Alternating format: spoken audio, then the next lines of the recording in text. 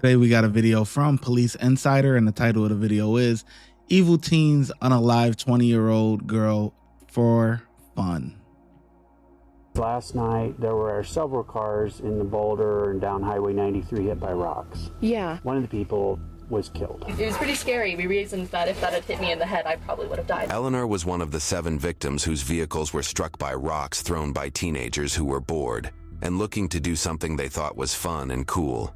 Luckily, the rock that hit her car missed Eleanor's head by inches, but that wasn't the case for 20-year-old Alexa, who was returning from a friend's house after spending a happy day. She was driving on an empty road when a pickup truck came speeding toward her vehicle at nearly 80 miles per hour.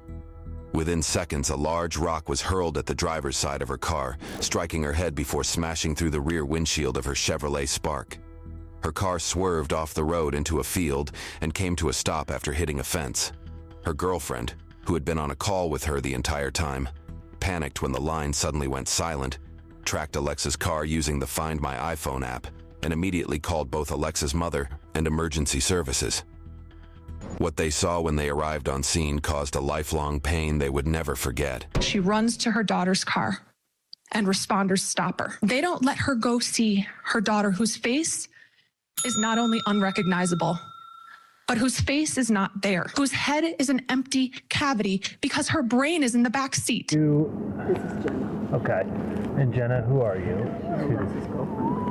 Okay. And he's on the phone. The phone cut off.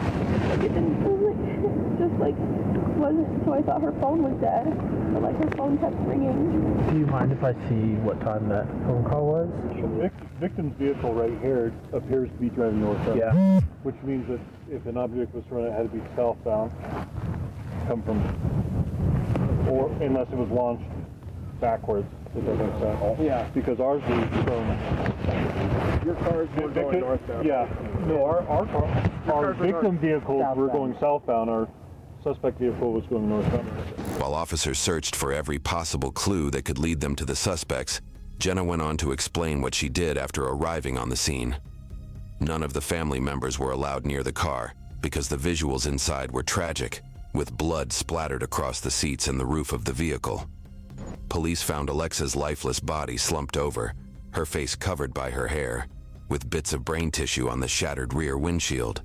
What was even more disturbing was that police had received multiple calls from other victims reporting the same thing happening to them, some of whom were seriously injured as well.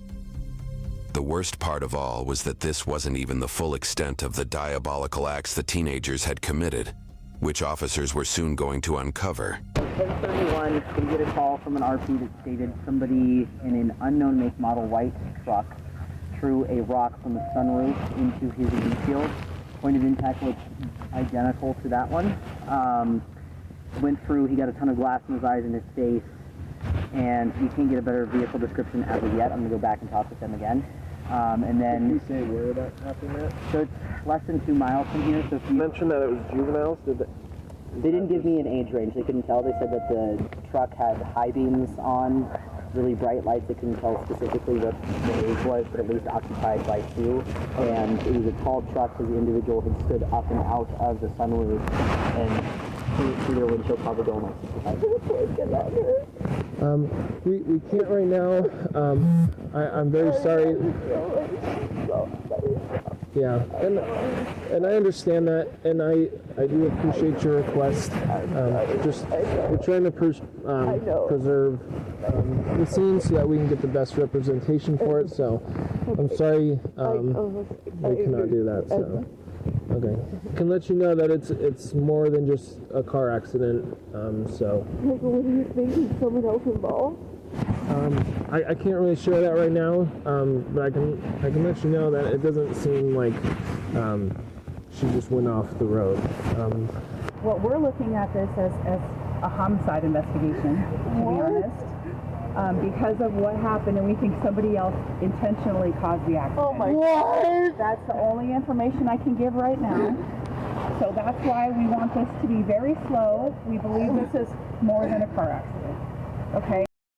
I mean, imagine telling a parent that. Imagine being the parent. You can't go into the crime scene, which is understandable because, you know, it's an investigation going on. It's understandable. But on the other end, it's like, this is my child, and I need to see what's going on. What is happening here? That's horrible, man. These kids, man. Listen, I lived both like lives in a way, right? I've lived sort of like in the country, like in my later teens, and then I lived in city life too. You know, me personally, I prefer city living, but you know, I lived in the city as well. But there's a difference though, right? When you living in the country and stuff, it's like it's a lot of boredom, you know, so kids, you know, make up games and do silly stuff and stupid things like that. Now, you know, stuff like this is that's crazy. You know, I don't know how you be like, well, I'm bored today, let's just throw some rocks at cars. Like, what? Like, who does that? Who does that? You know, now, if you want to, you know, maybe egg, you know, whatever, or like TP people's homes and stuff like that, you know, that's like silly stuff that people do or whatever. But throwing rocks at car windows, cars that are occupied with people in it, and you throwing rocks at their car. Come on, man. Come on. That's just, I don't care what age you is. You know better than that. There's a big difference between throwing some toilet paper on a house, you know, TP, versus throwing rocks at people's windows. Like, come on, man. These kids, they had evil intent. And you know, you take a life, you pay with your own life. You should be done. You're done. You're cooked. You're done. Does that make sense? The investigation kicked off immediately, with officers going door to door to speak with every victim whose car had been struck by rocks. Each victim's statement brought officers closer to the suspects as the description of the areas where the violence was committed became clearer. However, there was one person who knew exactly what had happened that night and had exited the vehicle before the suspects threw the rock that killed Alexa. Officers would soon receive a call tipping off his location. Last night, there were several cars in the Boulder and down Highway 93 hit by rocks. Yeah. One of the people was killed. So Yeah. it's kind of a big deal. You might want to see the indent. Yeah. So is the rock still in there? The rock is indeed still in there, to my Okay. knowledge. I came home last night, and my parents, when we picked up the car, Where did the rock actually, did it come in the it front? came in the front, and something else must have hit the back, is our theory. What blew out your back window too? The rock is still in the car. The Right, rock, but I mean, yeah. your back window was broken out by this whole incident. I'm not sure if it was the same rock or a separate rock. But I mean, I'm not. you started with a windshield, and then I did. after all this, I did. Okay. You know, I think the freakiest part of this whole thing was Can you, continuing to drive down that dark road with hearing the windshield break apart. Is the rock embedded in the front end of your car, or does it hit it and just bounce off? It hits it, and then I lose track of it. Okay. But in the pictures, it's not there. Okay. It took out my license plate, too. At that point, you said you got out of the car, you went up to check on the people in front of you. What'd they say? He was just in shock, really. Like, he was like, I just got hit by a rock. Like, oh. I was like, dude, same. And I saw where his entered. It was like the top part of his windshield. It was like really close to hitting him. Okay. It scratched his leg a little bit, I think. Other than that, he was on the phone with like his dad or something. Okay. I'm glad I'm okay too. It was pretty scary. We reasoned that if that had hit me in the head, I probably would have died. Did you see the car that it came from? There was no car. You didn't see anybody? I did not see anybody. I saw the rock. I saw the rock about a second before it hit my windshield. So you were driving along. Yes, in the dark. There was no one else and around. you saw no other vehicles around. No other vehicles. You didn't see any people on I did foot? not see any people. I saw the rock out of the corner of my eye, and there was a moment of like confusion because I was like, is that a rock? And then it hit the windshield. And you had injuries. Yeah. Do you need medical or anything? Huh? You need medical or anything? This might need medical. I don't think it will.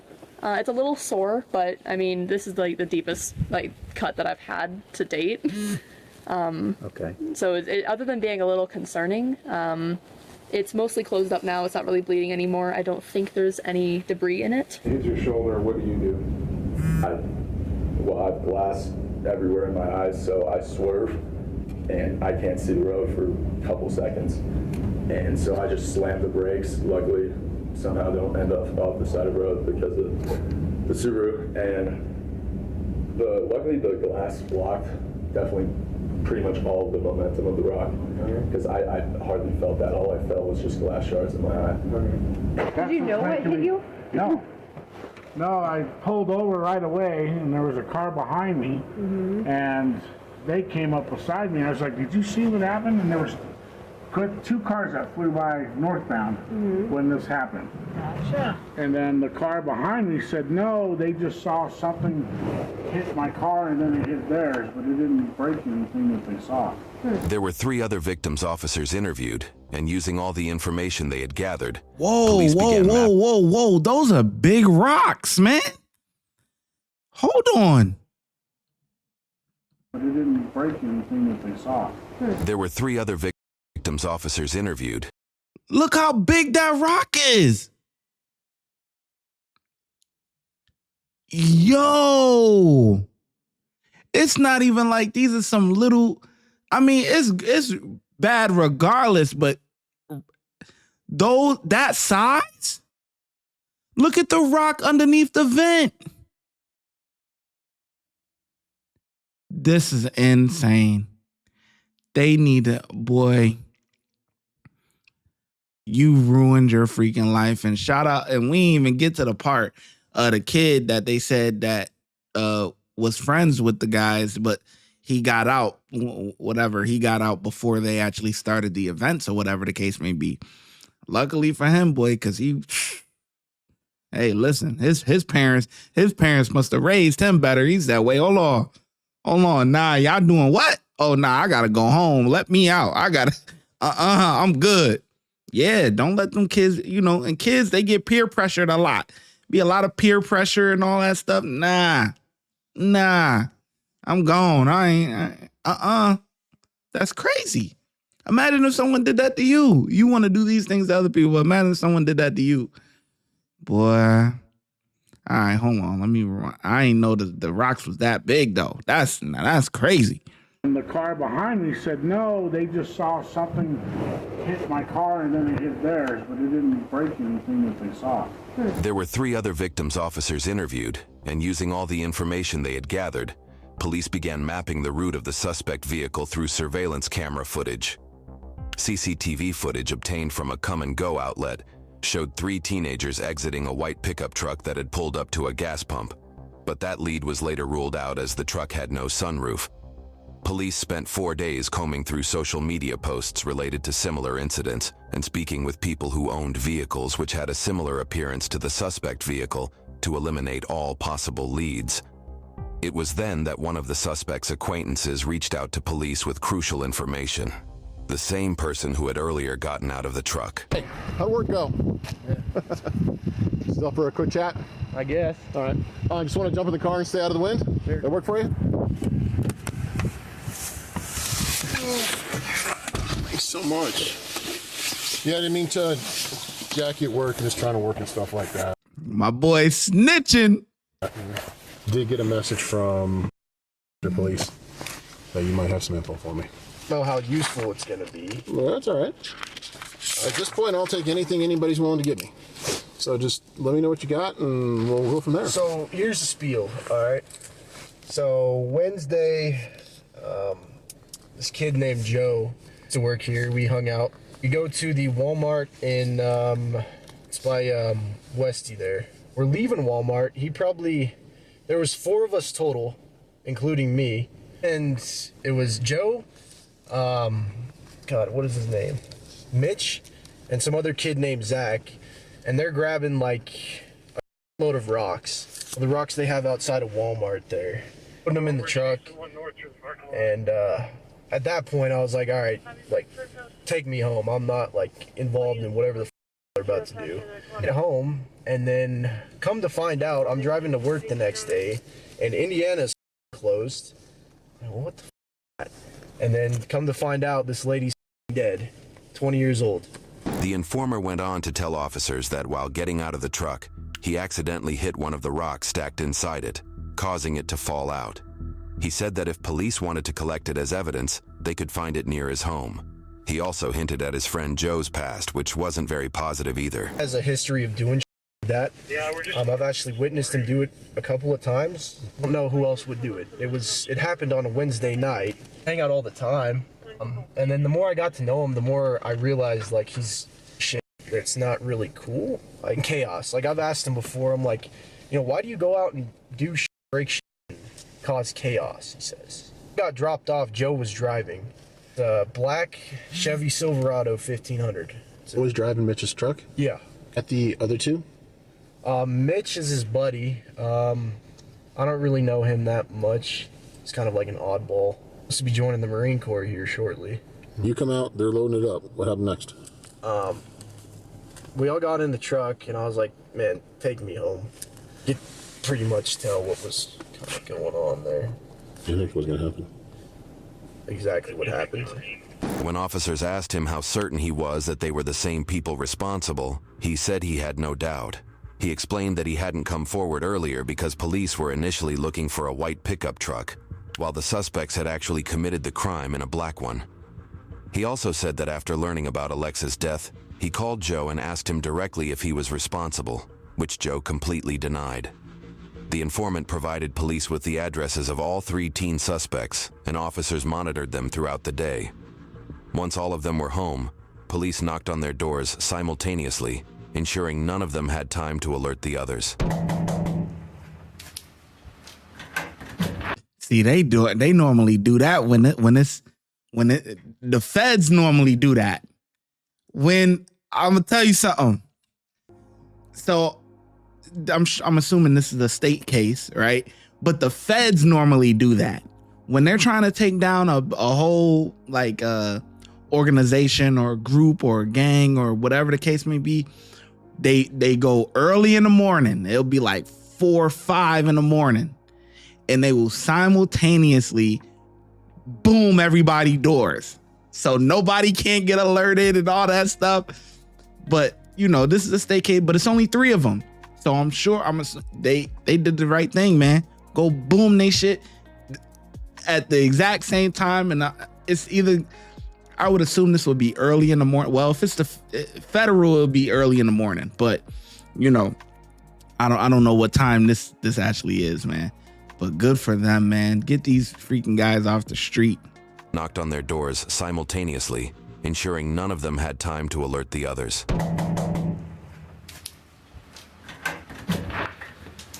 Sheriff's office, yes. We're looking for Mitch. Nick? Yep. Yeah, what can I do for you? Are you go by Mitch or Nick? That's me. We'd like to have a conversation with you. Yeah. Is anybody home? My family. Yeah. Your family? Can Okay. we do this outside? If you want to. Yeah. You got anything on you? I got a phone on me. Okay, alright. Can I ask what this is about? Yeah. Can you explain what might have gone on the past week?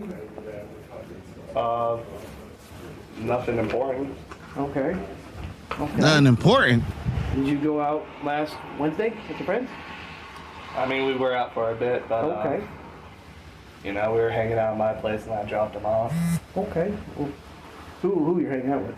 I was with my buddies, Joe and Zach. Hey, Mark. Yeah. Mark, I'm investigating the office. Do you mind if we speak with you for just a couple minutes? Yeah, what's it regarding? I was hoping to speak with Joseph, actually. Is he home? Yeah, he's upstairs. Okay. We do need to talk to him tonight. Can we grab him or... What's it bring him down regarding? here? It's regarding an incident that we're investigating. What's that incident? What happened? It's an ongoing investigation, and I do need to talk to Joseph about it.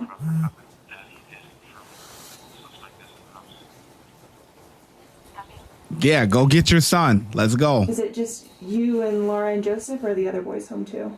It's just me and Joe right now. Just you and Joe, okay.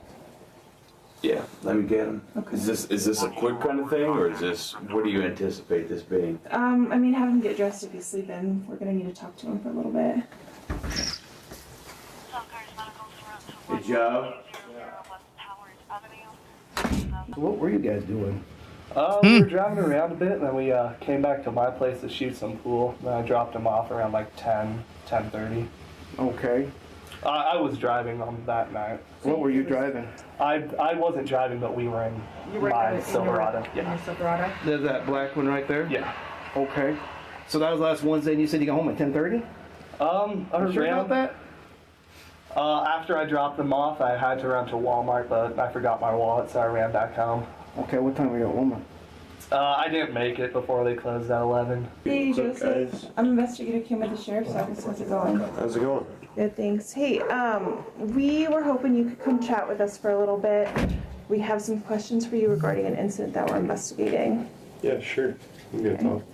Sounds good. Do you have, like, ID on you, a phone, stuff like that, whatever you need? I can go grab my wallet upstairs. Okay. Why don't you grab your phone, too? Do you mind going down with us to our office? We can just do an interview in the interview rooms there. That's cool. Okay.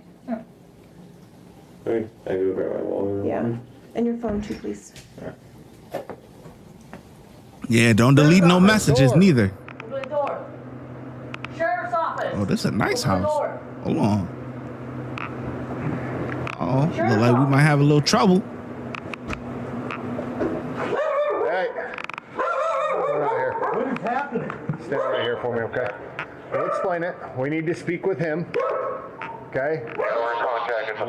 We've got an investigation going on where he's involved. We need to speak with him, okay? So he's going to be coming with us. Do you have a phone inside? With you? Do you have a phone inside? Can he grab it for you? And a shirt for you. And a shirt for you? Just wait here. Whoa. Coming with you, why? Yeah, he's coming with us. He's a subject in an investigation. He's going with us to headquarters to be interviewed. For what? So we'll talk about it.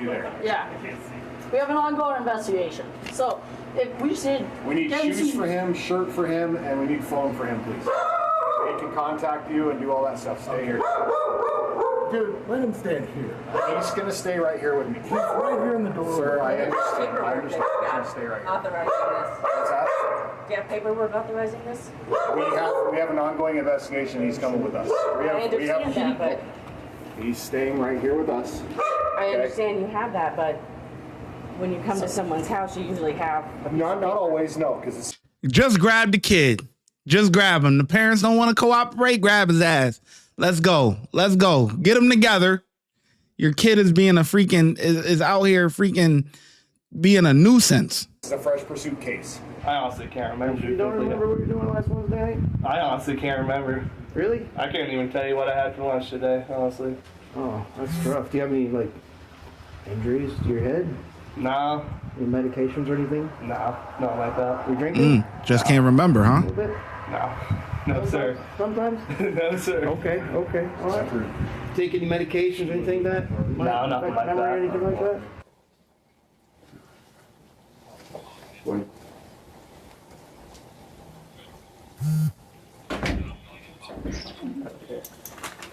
I'm thinking it might be better. I mean, you guys tell me, but I'd rather make an appointment and bring him down tomorrow. We do need to talk to him tonight. It's imperative. Are you gonna arrest him or something?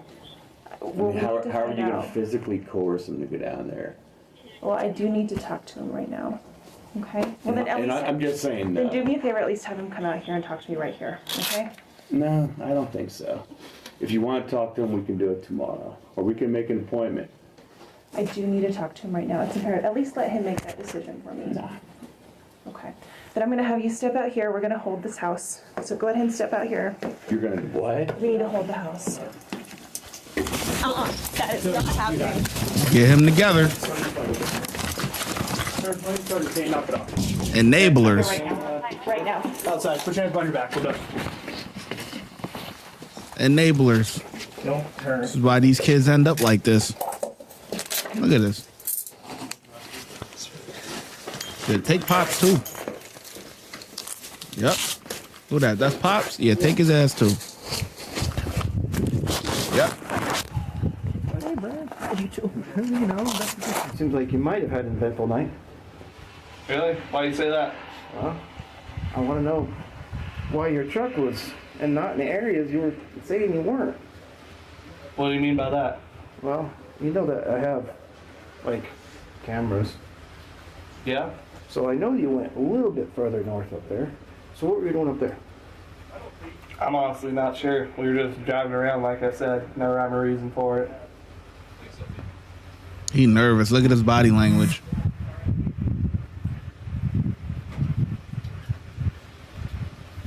Teach you a thing or two about body language right here. All right, you see how this guy, he's nervous, right? The kid is nervous. He's like, you know, he's like this. He's covering up, you know, I mean, this is closed off body language, right? Not trying to let people in. When your hands is down, you're relaxed. You know, maybe you might have your hands in your pocket or whatever, but you're open, your chest is out. That's more of a welcoming thing, right? When you're closed off, you know, all of that, something ain't right.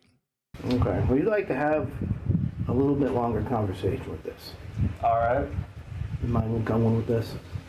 Can I grab a jacket, some shoes? Is there someone who can grab them for you? No. No? My room is like just right around this corner. You can walk in there with I'd me like you to ask somebody to get your shoes for you. You can okay? walk in there with me if you'd like. Well, okay, we could do that. I just want to make sure that there are no weapons or anything like that. Go ahead and put your hands out of your pockets for me real quick. Do you have anything on you I need to know about? No. Okay, just keep them down at your side then for me. Keep them out of your pockets for me, okay? I understand it's late at night. I understand this is confusing, okay? It's just, we've got to talk to him and we can let you know after, you know, fill you in later. Is this investigation pointed at him? Why do you need his phone? Because he doesn't get to have anything with him. We'll take it with him, but he's going to be searched and everything on his person is coming with us. Listen to me. I don't know what this is about. You don't say a word to anybody. The only word you know is lawyer. Period. Period. The f is this? Why is all of this happening? We can explain it later. Come on with us. Come down here. Follow them. One of you guys taking him down? Yeah. Okay. All of them were taken to the police department, and their parents were briefed about the next steps. Because Joe's father obstructed the arrest, he was also handcuffed and processed at the jail. Beyond describing the incident, the teens would also tell officers the disturbing truth about what they did after returning to Alexa's car, moments after it crashed into the fence. Now, do you understand each of these rights? I explained them to you, right? And having these peace of mind, do you wish to talk to me now? About the throwing rocks at the cars. I'd prefer to have a lawyer with me. Okay. Just, I don't like talking to law enforcement because I don't really know what I'm talking about, but... Okay, no, I mean, that's absolutely your right. Last Wednesday, you were in a pickup truck with two of your friends. I might have been, I don't really know, dude. Okay. That's what I want to talk to you about. Okay. Were you drinking, anything like that? I don't anymore. Okay. When was the last time you did? Freshman year. It's been a while. How about the other two? I don't know. I don't think Joe drinks. Any idea about Mitch? Like I said, I only hung out with him like twice, 3. So, Damn, so clearly he ain't listen to his parents. The only word you know is lawyer. This guy's singing like a canary. Zach had this idea to go throw rocks at cars. It's really that simple. So Joe was driving my truck. I was in the passenger seat, and then Zach was in the back seat. I don't even know how he brought it up or why, but like, I don't know. We just went on with it. We were f***ing stupid and bored. Really shouldn't have, but we did. So what I tell you, I told you, country, they be bored. You got to figure out things to do. But these guys not wrapped too tight. And that's it. I ain't going to pause it no more for a little minute. At least like maybe 5-10 minutes. I'm going to let it rock. What on earth do you think would warrant that type of response? Sorry? What do you think would warrant that type of response? Well, I think you guys think I killed whatever that girl was, Alexa Bartel. Okay. That's why you're asking about the rocks, but I had nothing to do with it. Okay. Now we're getting somewhere. Why not? Where were you at? I don't know. I was probably at home. I keep telling you, I was sick that night, so I wanted to go home early. So after you pick up Joseph, now it's the 4 of you guys. Where'd you guys go after that? After that, we were driving around for a bit, and then, I think we went to, Walmart while the 4 of us were still together. It wasn't long thereafter. I think right after we finished up at Walmart, we dropped Joseph off. I think after that, we dropped Joseph off. Then, God, I think it was around 10 by the time we got back into our Arvada. We went to Come and Go. I think after that, we went and we grabbed some rocks, and he just started throwing them at parked cars at first, and then he started throwing them at cars that were oncoming. Is this something that you guys have ever done before? Me and Joe, no. Has Zach ever done this before that you know of? I'm unsure. Like I said, I've only known him for... And who was throwing the rocks at the parked cars? Was that? It was Zach, yeah. Okay. He was, for the most part, the only one doing it. Okay, for the most part. So who else was doing it? I'm not gonna lie, I threw one, but I completely missed, so I just didn't feel right about it. It's something that I've never done before. I didn't feel right doing it. You've been implicated in throwing the rock that hit Alexa, Bartell in the head, and killed her. How? Give me something that's going to refute that. Okay? Because I think it's true. I think you guys are all been running around. I've given you the opportunity to tell me a story that fits. And all you're giving me is just nonsense, right? So here's the story. This is what I know. You're in the car, you're with Mitch, and you're with Joe. You picked up the rocks, and you threw them out the window. You think I did all of it? That's what I'm being told. Now this is your opportunity to tell me otherwise. Being told by who? Who do you think? By Dick. Who would know that information? Come on. Let's be real. And I didn't throw the rocks. Who did? The driver. Okay. When, why, where, and how? I don't know why, because they're idiots. Okay. When, I don't know. Where, I don't know. And you're still lying. Just you know. How? Give me an area, a street, something. I don't know. I think we did one 64th or something. Okay. But I just sit in the back seat and watch them do this, and they laugh about it. I was like, oh, okay. How long do you think all of the rock throwing stuff happened? How long did that take? In total, it couldn't have been more than 20 minutes. What were your thoughts at that point? I just had a horrible gut feeling. I was just I honestly didn't even know what to think. It was just, it's hard to describe. It was just kind of a moment of why did we do that? Why did we get into the situation? Why did we surround ourselves with that type of person is kind of what I thought. So it was at that point that I kind of passed the first car and saw that passed the final car, the final one that he hit, that was on Indiana, and saw that it was kind of rolled off to the side of the road. It was rolled off to the side of the road. Was it in the shoulder, or? It was it rolled off of the road into a ditch. It was pretty far off the road. Did you go check on the driver? I did not. Did you stop? I did not. Yeah, I told him it wasn't a great idea. Okay. I never was I guess I never laid down the law. I was like, you need to stop. But I was starting to ask to go home. They were like, take you home when you want to go home. Okay. When did you start throwing the rocks? Because I know you threw rocks too. I didn't throw one. Not a single stone was thrown by me. Okay. Where did they get the rocks? Where did they go? How were they throwing them? Like this. Or sometimes the other one would lob it over the car. Okay. Then what? I don't know. You know, you were there. You were in the back seat. You were watching it. Yeah, you'd speed up and then huck them out the window. At what? Cars. How many times? I don't know. That you saw? How many, like, separate stones did they throw? Yeah.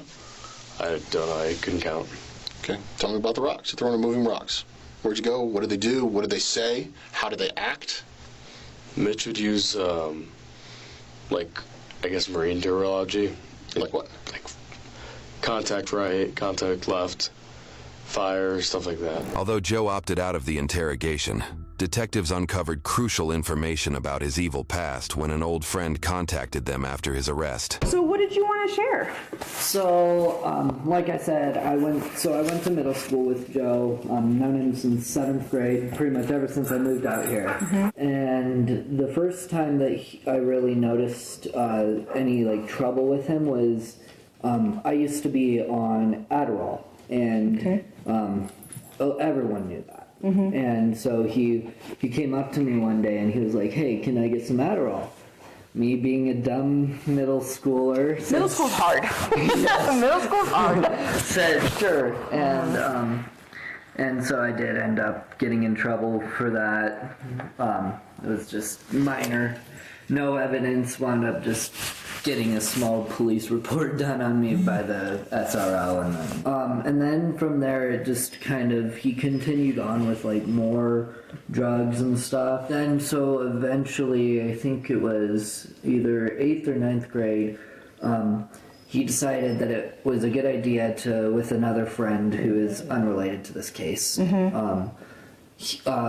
was a good idea to go with a pellet gun on the roof, and was shooting at cars all along that street, and also shot so in the neighborhood. Yes, and shot our window, and so we had to get that replaced. His parents covered it, and just I continued hanging out with him, and he was always just not trying to even get better, really. He was still into vaping, occasionally even trying to pressure other kids, and including me, into vaping. If he didn't like you, he made your life horrible. Like, he's a huge bully, has no feelings of remorse towards anything that he does that affects other people.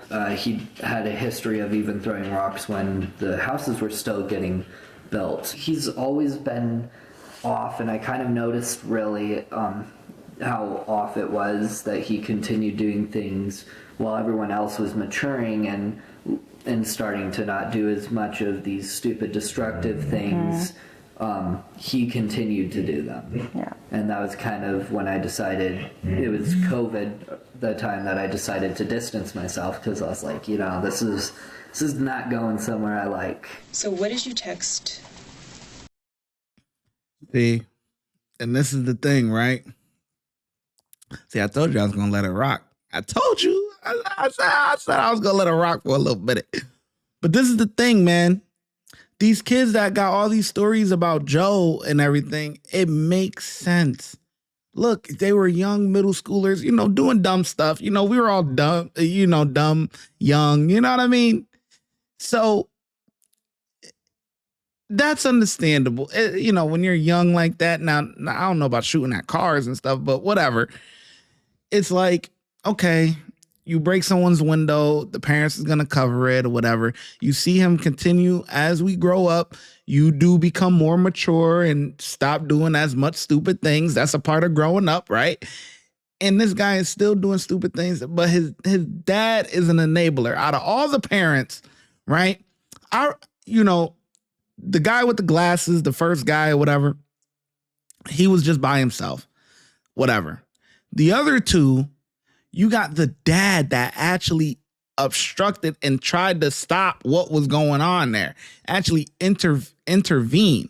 Now, the other parents, they're enablers too, you know what I'm saying? But ultimately, they got it together though, but those parents, they asked the appropriate question. Hey, do you have any paperwork? Do you have whatever? But ultimately, they went. The father gave the son some sound advice. The only word is lawyer. That's all. That's it. Now, he deciding to do whatever else that he want to do. It's funny because Joe, the other one, is the one that's actually you know, is the one that's actually talking.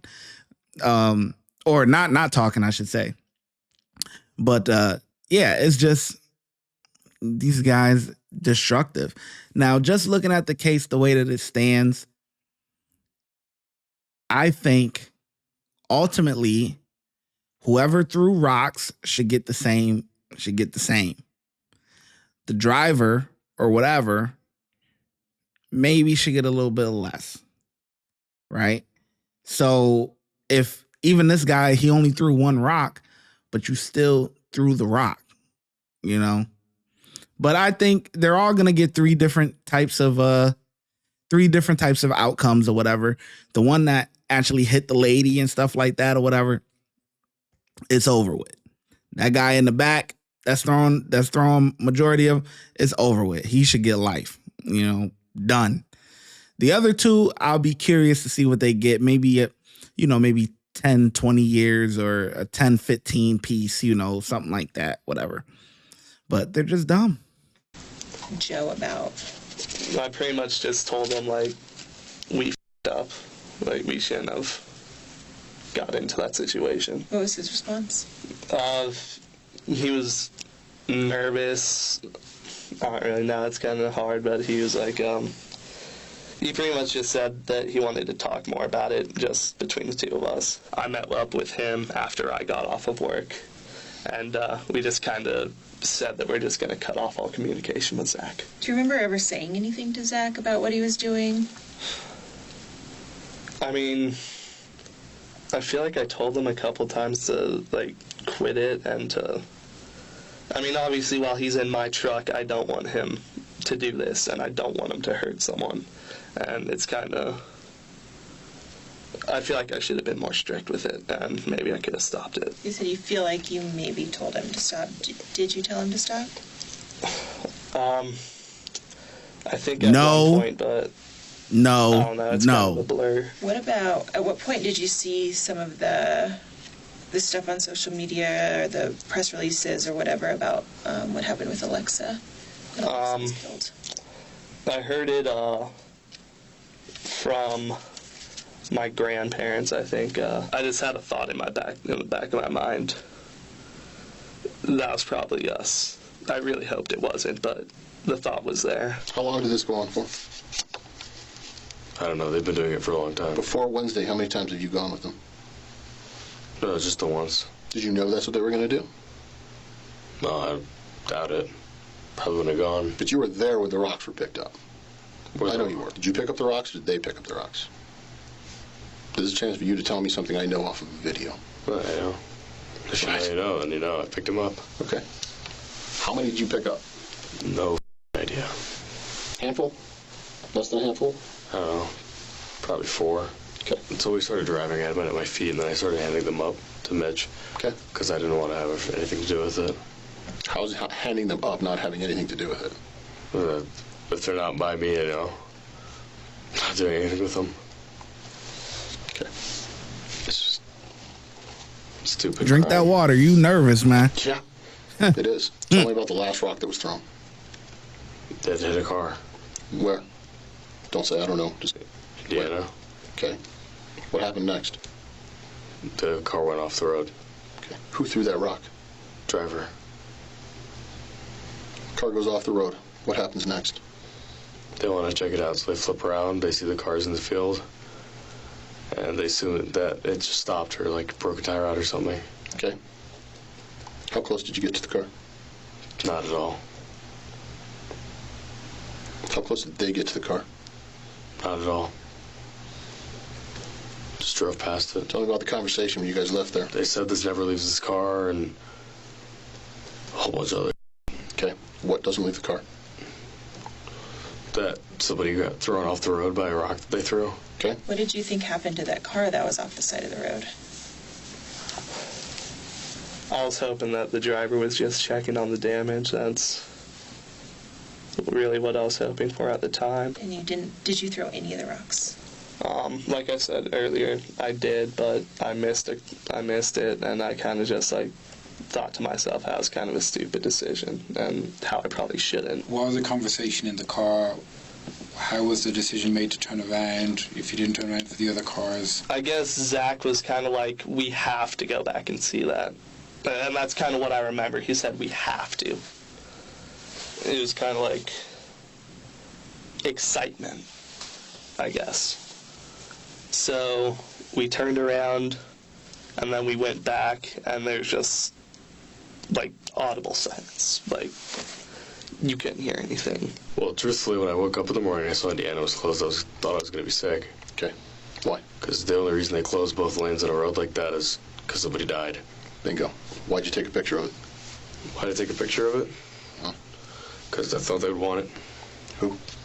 Mr. Joe. Okay. Did they tell you to take that picture?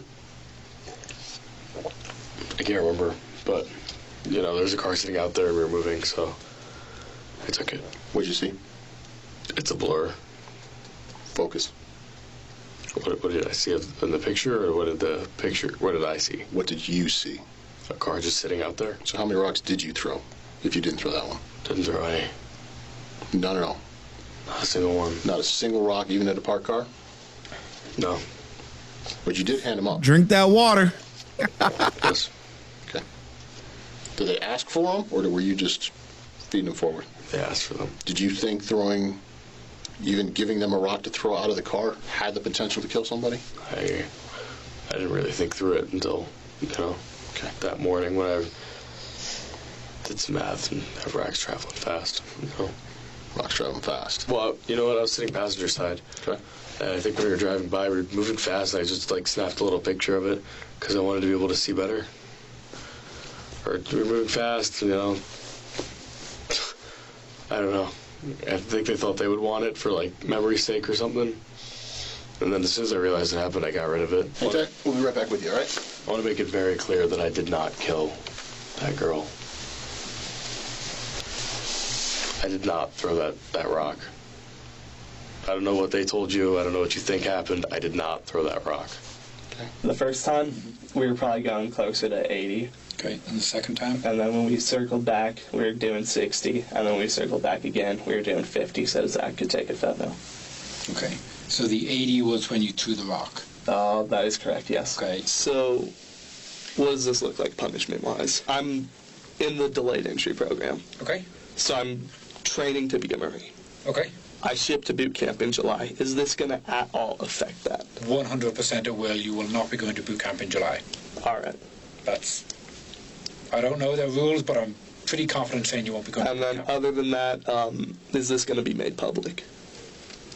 There will be a press conference at some point with regards to your name and everything else. That's not my department, so I don't know for sure. But it will be made public that an arrest was made for sure.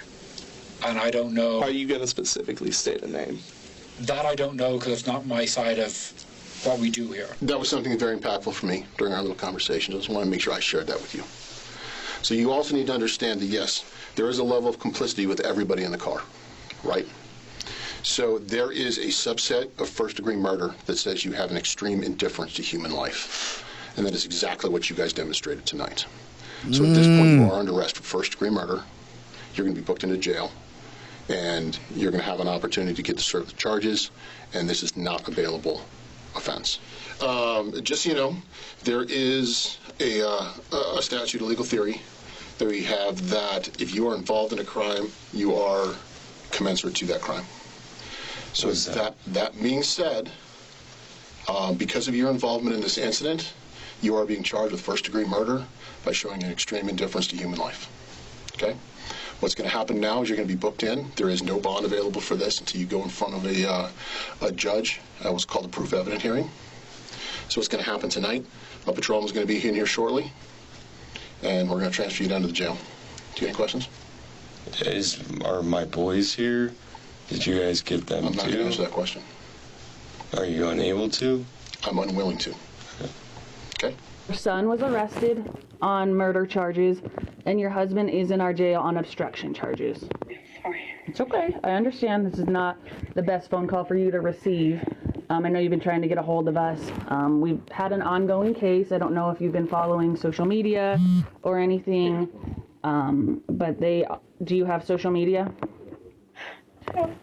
Okay.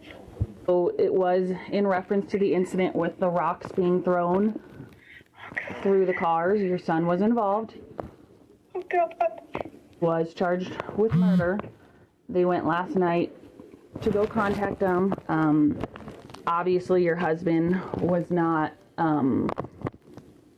cooperative with law enforcement, and he did nearly fight the officers, so he also got charged with obstruction. Joe's mom watched both her husband and her son get arrested in a single night, all because Joe never stopped making everyone else's life difficult. During the interview, while Joe chose to remain silent, Zach and Mitch tried to paint a clean image of themselves, maintaining that they probably hadn't even thrown any rocks. However, the truth was something else. They had targeted numerous vehicles and struck 7 cars, including Alexa's, within a span of just 40 minutes. 9 months after their arrest, Mitch had a change of heart and reached out to police to tell them the real truth about that fateful night. So I guess my first question right off is, why do you want to talk with us today? Cause he lawyered up. He trying to get a deal. He know his life is over. He know his life is over, man. He trying to get a deal. That's why he reaching out. His lawyer smartened him up. Smartened him up, man. You guys are a bunch of freaking whatever. I feel like there's a lot that I was initially untruthful with. Obviously, it was a very traumatizing situation. Never been arrested before, so I was very nervous at the time. So there's a lot that I want to clear up. There's also a lot that, wasn't initially stated.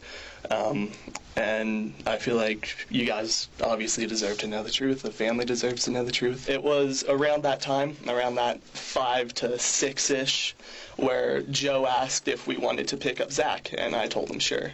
So he's the one who initiated that communication through, I believe, Snapchat. He texted him. After we picked up Joseph, at this point, I was still driving the truck. We ended up at the Walmart. While we were there, we did shoplift a couple items. I feel like that's the least of my worries at this point. So we did. Me, Zach, and Joe did. I don't know if Joseph did. It was while we were walking back to the car that Joe brought up the idea of throwing rocks, pretty much. And at this point, this wasn't anything new to me, and it also wasn't anything new to Zach. He had been involved once previously with us, so he knew what was going on. So it was also at this point that I let Joe drive the car, because I just didn't feel comfortable driving, I guess, while we were doing that. So I gave Joe the keys, then me and Zach took the rocks. I'd like to say we got 4 or 5 each. And it was when we got back into the car that Joseph asked to be dropped off. And then it was while we were in Joseph's neighborhood that we initially started throwing the rocks at parked cars at that point. I want to say after we exited the neighborhood, we started heading south towards, I think, a gas station, because I think that Zach needed to use the restroom again. Me and Zach got out, and Joe rolled down his window, and me and Zach started grabbing like the landscaping rocks that we had in there. And we were grabbing them from this Apex parking lot and handing them to Joe. And we took a couple trips each between me and Zach. So I want to say by this point we probably had 15 to 20 rocks between all of us in the car. And me and Zach both had our windows down, and we threw the rocks at this abandoned car that was there. Once we hit Indiana, so we were heading south, and then we took another left, so we were in the Come and Go parking lot. So it was while we were at the Come and Go that we got a couple of snacks. I got a couple iced teas for me and Joe, and Zach saw some people he knew in there. So me and Joe just went out to the car to wait for him. At this point, Joe is still driving, so he takes us out of the Come and Go lot, and we turn right onto Indiana. So now we were heading north on Indiana. It was kind of as I was getting back into the car, there was like one of the rocks there is a pretty bigger one, and it was like all muddy and all that. So I took it and I, tossed it out of the car. And Joe was like, "Hey dude, what are you doing?" And I was like, "That's too big. I don't know if I'm gonna throw that." And Zach was like, if you're not, I will. So Zach got out, and he grabbed the rock, and he brought it into the back seat with him. So I had rocks at my feet, and Zach had some in the back seat with him. Zach moved from behind me in the passenger seat to behind Joe in the driver's seat. And they both rolled down their window, and they were throwing quite a few rocks. And I want to say at least 2 or 3 of them hit cars that were on Highway 93 that were coming southbound as we were heading north. So we took that left onto Indiana, and with kind of that stretch of road, it's very hilly, so it goes up and down. And as we were at the top of one of the hills, we saw headlights coming towards us. And I believe that Zach told Joe at that point to speed up, and is kind of, I don't know why I remember this, but I remember looking at the speedometer, and Joe was going close to 80 miles an hour when we finally crossed paths with the car. And it was also at that point that it was Zach that threw the rock, the final rock. And he kind of looked through the back windshield, and he said something like, oh, I think he didn't say she because we didn't know who it was, but he said, I think they went off the road. And so Zach told Joe, we have to go see that. And it was kind of that urgency, we have to.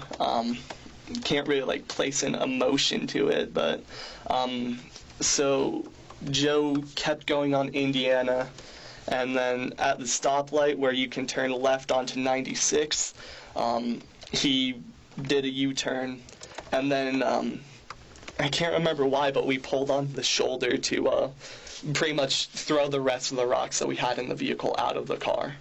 So he pulled onto the shoulder. I had some at my feet that I threw out. I don't know if Zach did the same, but I assumed that he did. So after we did that, he pulled back onto the road. So now we were heading northbound on Indiana, and as we were passing, we saw the car that was off to the side of the road. And it was at that point that Joe pretty much was like, holy. And with our third time passing the vehicle, Joe slowed down, and Zach took a picture of it through the back windshield of the car. And it was kind of at that point where we were contemplating if they were seriously hurt. And it was at that point where I think it was Joe that brought up that we were never going to talk about that again, and we were never going to do that again. And we all pretty much, Joe took us to Zach's house, which was in the Leiden Rock area, and we dropped Zach off, and then he took us back up to where his car was parked at our friend's house. And that's kind of where we separated for the night. And then pretty much after we separated, I was coming back out of Leiden, and I just it's hard to explain, but I just had a terrible kind of gut feeling when I got to the roundabout, and I took the third exits, and now I was heading south on McCaslin, back to where they hit the back-to-back cars. And it was while I did that I kind of pulled out my phone, and I took a Snapchat photo of pretty much the cars and the red and blue lights, and I sent it to Zach and Joe, pretty much saying that we up. After that, I went back home, and I would say I went to sleep, but I really couldn't sleep that night. Watch as Mitch breaks down while describing the exact moment Zach struck Alexa's car with the biggest rock they had. Who actually threw that rock that hit Alexa's car? Zach. Okay. Describe where he was in the car, how he was holding it, what he said, and as close to the detail of that moment as you can, please. So Zach was in the back left side of the vehicle, so he was behind the driver, and he had his window down because I heard the wind, and he told Joe to speed up.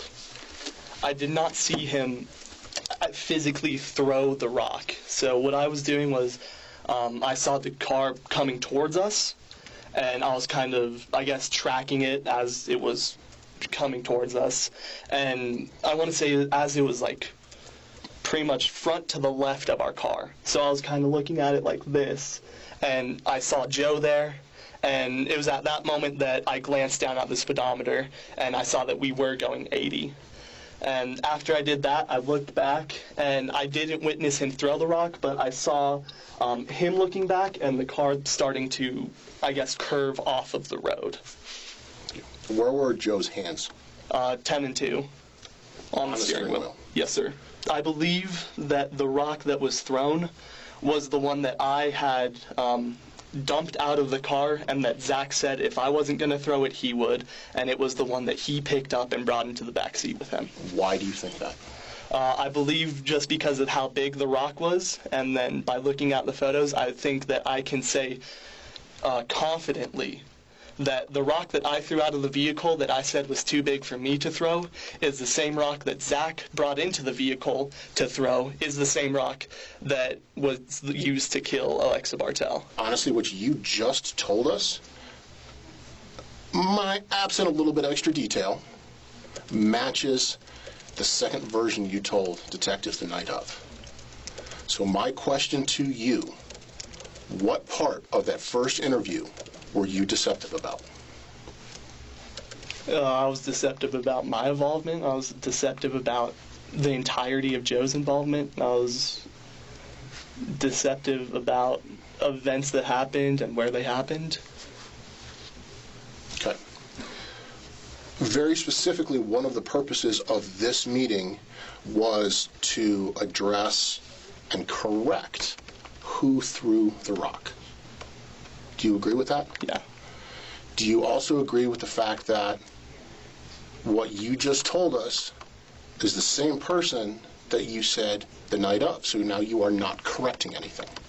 Yeah. So on the night that we were arrested, I believe that was the 25th of April,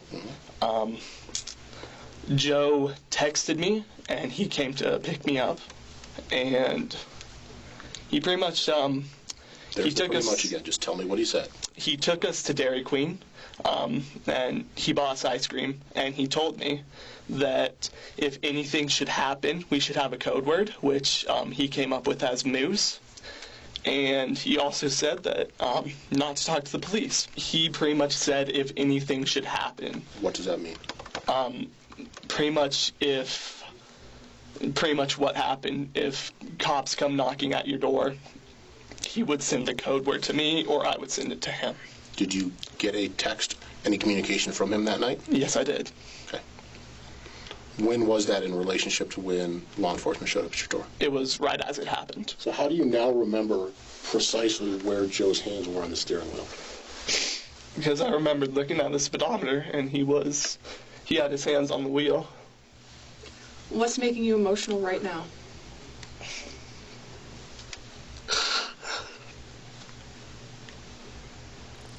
Your life is over. That's why. I just feel like I f***ed up somehow. I feel like I got it wrong again. So we learned on December 14th the following information, and this is why we're here.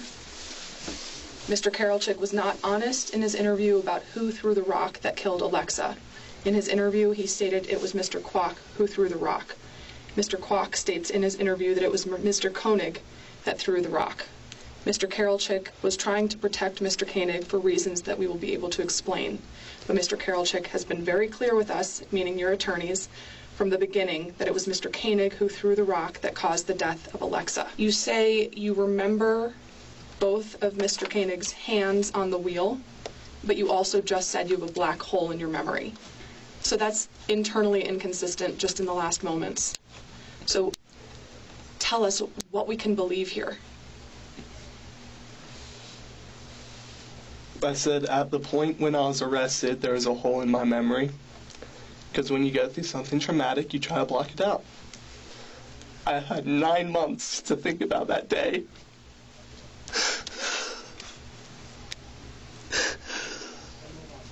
Nine months. And I can tell you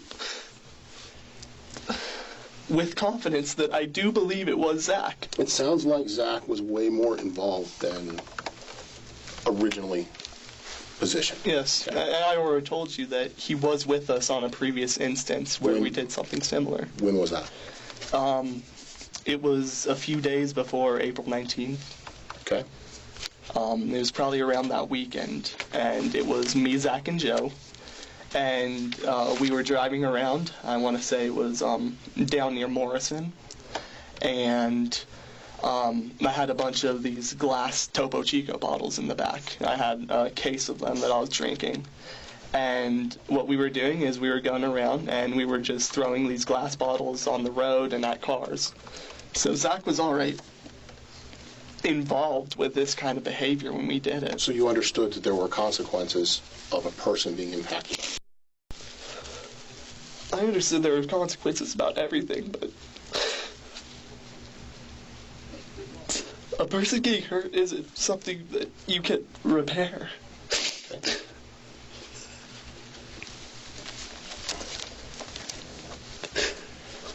So pretty much after the Bartell incident, I guess kind of separated myself from them, and I think I had 2 meetings with Joe, and I didn't see Zach in person after the incident. What did you do after this? After the 19th? I started drinking a lot, so on the night that we were arrested, I did want to shift all the blame towards Zach. Why? To protect myself and to protect Joe at the time. Why would you protect Joe? Because at the time he was my closest friend. Did he ask you to protect him? No. Okay. So you're shifting all of the blame towards Zach? Yeah. Then what happened? Well, after the fact, I realized I was stupid. Because no matter what, they don't care what happens to me. So I shouldn't give a shit what happens to them. Who is the they in that sentence? After we all got arrested, Joe and Zach don't care what's going to happen to me. And I shouldn't care what's going to happen to them. I should stop trying to protect them. Okay. Stop trying to protect Joe. Have you had any communication with them indirectly through family? No. Directly? Anything? No. No. There's no jails? There's no notes been passed to the jail that I don't know about? No. Okay. The only communication I've had is a porter came up to me and he said, hey, Zach was talking about you. Okay. And I told him I don't care. So the question really comes down to is why do we believe you now? Why should we believe you now? What can you provide that we don't already know, that you're just not regurgitating something that's in discovery of substantive value? You have no reason to believe me. But I also have no reason to protect anyone anymore. I promise you, what I am telling you is the truth. I have no reason to care about Joe or care about Zach. I have no reason to protect anyone. I just want to do what's best for me. So what I have told you is the truth. I can't think about that moment without thinking about what had happened. I don't want to think about what had happened. None of us do, but yet we're here. You're not the only one that relives that night every day.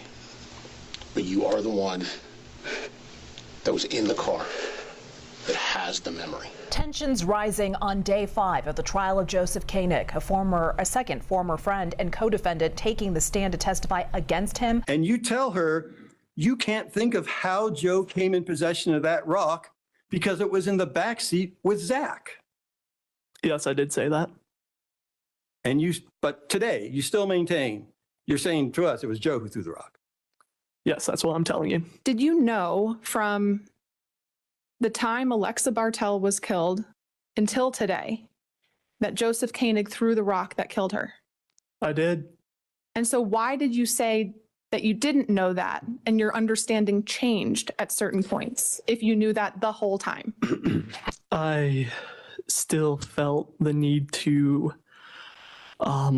protect him and protect myself, and Zach was easy to blame because I barely knew him. All 3 of them were charged with first-degree murder with extreme indifference, criminal attempt to commit first-degree murder, second-degree assault, and criminal attempt to commit second-degree assault.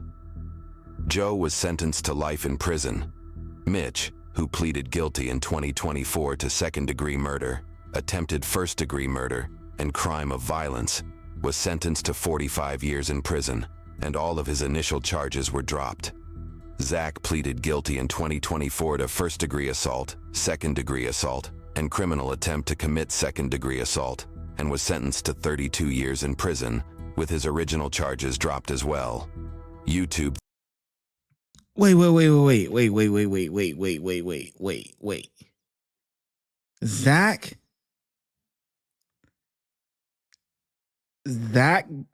got 32 years? And he was the one that threw the rock? Hold on. Wait. Wait.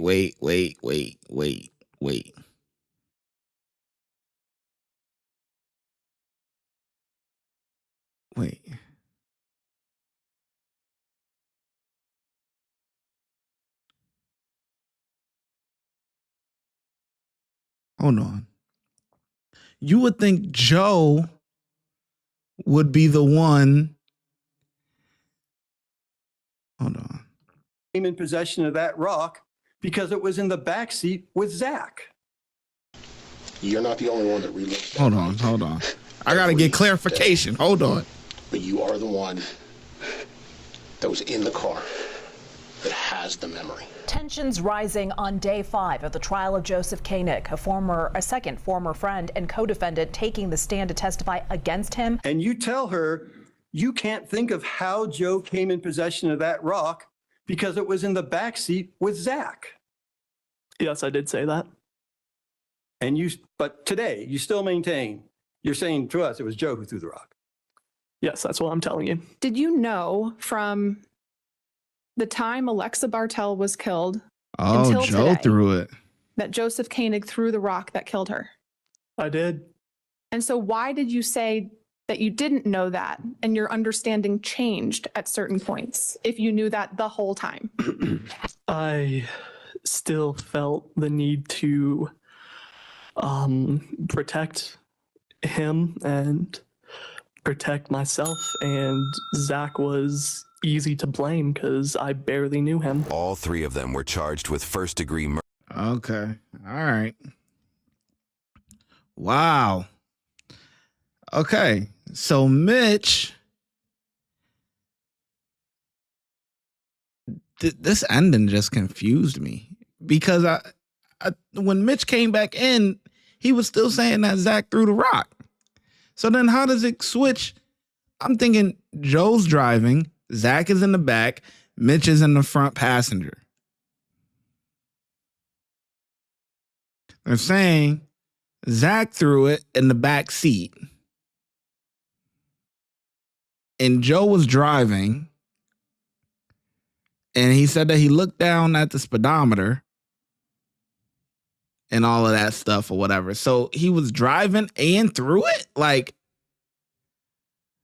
oh boy. The ending of that just kind of confused me a little bit, but whatever. Maybe you a little bit smarter than I am and you understand what happened, because that really just confused me at the end. But either way it goes, bye-bye. Bye-bye. The one kid, Zach, we're going to do some math real quick. 18. They're all 18. Where's my calculator? 18 plus 32. He'll be out at 50. Zach will be out at 50. Not bad, I guess. And the other one, 18, Mitch will be out. Well, he got 42 years.